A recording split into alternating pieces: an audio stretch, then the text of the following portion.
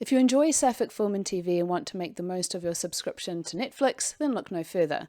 Today I have part 2 of a multi-part series that goes over what is available with 20 more options. First up, we have The Fall of the House of Usher, a mini-series that is part of the same anthology as the surprisingly sapphic The Haunting of Bly Manor that I mentioned in part 1. It tells the story of the rise of two siblings who build a powerful pharmaceutical company. As secrets come to light, the brothers' 6 children all begin to die. Many of the characters are queer in some way. Of the sapphic variety, there is Victorine and Camille, although, given the title of the show, don't expect a happy ending. Next we have the Fair Street Trilogy, based off the book series, where part 1 and 3 each centre a lesbian love story. In part 1, Dina and Sam have recently broken up because Sam is not ready to be out of the closet, but their feelings are still very present, so when there is a murder spree, the two girls are drawn back together. In the third part, we get to see what led to the events that created the curse, with 2 sapphic girls at the centre of it. Heartbreak High is a remake of the popular Australian show from the 90s, and it follows teenager Amory and her friends Darren and Quinny as they navigate all the growing pains of becoming young adults while at high school. Darren and Quinny are queer, and there is a sapphic love story for Quinny as she gets her first girlfriend when she develops a crush on Sasha. This next film is stuffed full with SNL alumni like Amy Poehler, Tina Fey, Rachel Dratch, and Maya Rudolph. Wine Country is a 2019 film about a group of longtime friends who head to Napa Valley in California for a 50th birthday. But what is meant to be a relaxed affair turns into an adventure. Val, one of the women, is a lesbian who is looking for love, which is a small storyline in the film. Next, we have a light-hearted and uplifting show called Survival of the Thickest, which follows Mavis, who is working to set up a plus-size line of clothing. Among the ensemble is Marley, who near the end of Season 1 has a wee entanglement with a woman, and in Season 2 she dates a certain Dr. Britta for a couple of episodes. Valeria, a Spanish series, follows writer Valeria as she experiences a crisis in her marriage. Her close-knit group of friends support her and each other as they live their lives. In Season 3 of the show, Nerea, one of the friends, comes out as a lesbian. Wanting to experience a relationship with a woman, she starts dating and winds up in a sapphic love triangle between Georgina and Noria.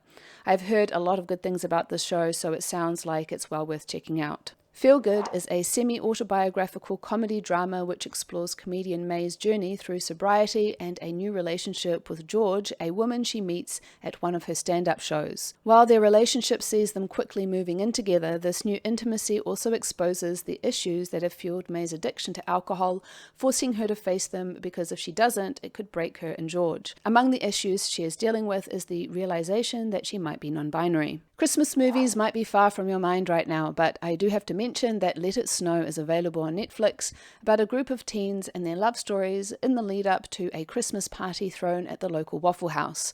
One of the stories includes the girl working at the Waffle House who is confused about why the girl she kissed is ignoring her. Another light-hearted film is the musical The Prom, where some self-absorbed theatre stars decide to take on a cause when their latest show bombs. This sees them helping high schooler Emma, who wants to take her girlfriend Elisa to the prom, but the school retaliates by cancelling the entire event. It's a star-studded movie with the likes of Kerry Washington, Meryl Streep and Nicole Kidman, and I found it to be a fun and easy watch. Next we have She's Gotta Have It, based on the celebrated film from the 80s, which follows Nola Darling, a polyamorous pansexual who is all about living life on her terms without allowing society to box her in. Within the first season, she swears off men and kindles a romance with Opal that is intense but short-lived. In Season 2, they get back together and we get to see a more serious relationship develop between them. Emily in Paris got itself a sapphic storyline in Season 3 and 4 when Camille, a main cast member, starts a romance with Sophia. The series follows an American woman who moves to Paris when she is hired by a marketing firm wanting the American perspective. The fact that this next one has sapphics in it is no big surprise. Glow is a TV series that follows the lives of a group of women who perform as part of a wrestling organization in 1980s LA. The sapphics in question are Artie and Yolanda. Yolanda appears in Season 2 onwards, so I'm guessing that's when the sapphic stuff starts. The next is Beautiful Rebel, a biopic that looks at how Gianni Nannini became Italy's greatest rock star in the 1980s, going on to have a decades-long career while dealing with record labels and her family. As part of her story, we delve into Gianni's love life, which involves a long-term on-and-off-again relationship with a woman called Carla. Mindhunters is a series set in the 1970s that follows FBI agents that investigate the psychology behind murder. As they conduct their research, they encounter Dr. Wendy Carr, who is interested in the findings, and she is a Sapphic who gets a few lady loves in the show, most notably with Kay in Season 2. It's not often I mention Sapphic content from Africa, but here I have a South African rom-com called Umjolo, There Is No Cure. This came out just this year and follows a former pageant queen who just lost her title following a scandal. Undeterred, she is on the search for love. Another Sapphic South African film that can be found on Netflix is Valley of a Thousand Hills, where a young woman whose father, who is the leader of her tribe, wants her to marry the man he chooses for her. The thing is, she is already in love and with a woman, and so she finds herself having to choose between her conservative family and tribe and the woman she loves. A wee warning must be issued for the ending of this film. To lighten things up somewhat, let me mention 3 comedy specials by Australian comic Hannah Gadsby. They exploded onto the international scene with their Netflix special Nanette in 2018, which took the comedy world by storm and looks at their experience as a genderqueer lesbian. The true brilliance of the special is how it interrogates how comedy commodifies their traumatic experience for humour. Their follow-up, Douglas, focuses primarily on their autism, and their third special, Something Special, is the story of how they met and proposed to their wife. Each special threads in some masterful storytelling. Now this next one, Ek Ladki ko Dekha to Aisa Laga, is not a Netflix original, and so I checked the top 5 countries my viewers come from and saw that it is available in the US, France, Germany and Brazil, and I'm sure many more. However, it's not available in the UK. The film centres around Sahil, who falls for Sweetie, but Sweetie is hiding a secret, that she is not only a lesbian but that she has a girlfriend. When he finds this out, he is supportive and he helps her as she navigates coming out to her conservative family and community.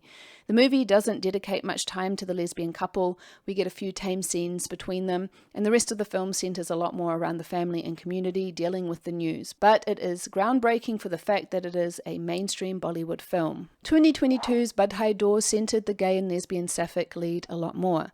It follows Sumi and Shardul, who decide to have a lavender marriage to each other to get their families off their backs so they can live their best gay lives with the same-sex partner of their choice. While on paper that sounds good, it's hardly straightforward as their families meddle in their lives. This is also not a Netflix original, and it can be streamed from the US, UK, France, Germany and Brazil, and I believe many more. Last on this list is Yellowjackets, which can be watched on Netflix in the US and Brazil. It follows a soccer team who crash land in the middle of nowhere, Canada, and must survive. This is juxtaposed with following them as their older selves and the fallout that this period of their lives had on them as adults. There is a lot of Sapphic energy whirling around the ladies, with Van and Teresa having a Sapphic entanglement, and I believe there are others too. Subscribe with notifications turned on to be notified of when I post another installment in the series. For more recommendations of Sapphic content that can be found on Netflix, click the playlist on your screen, and until next time, lady lovers.